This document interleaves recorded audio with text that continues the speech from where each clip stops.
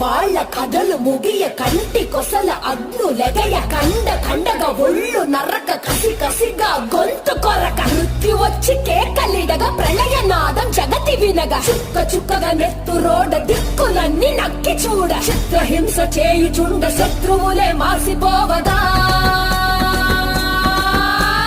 విలయ ప్రళయమూర్తి వచ్చింది ఇదే కాంచన మరణ మృదంగమ్మై నిన్ను చీల్చవచ్చే కాంచన